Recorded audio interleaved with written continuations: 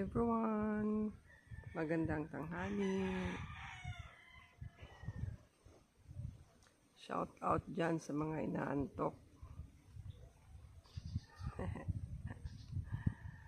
So, dito muna tayo ngayon sa bahay, guys.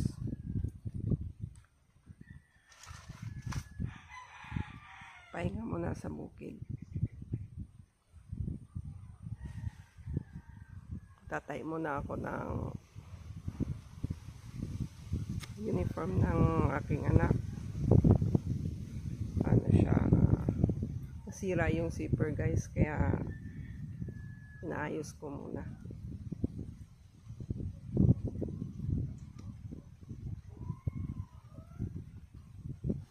So, okay. So, hanggang dito na lang. Maraming salamat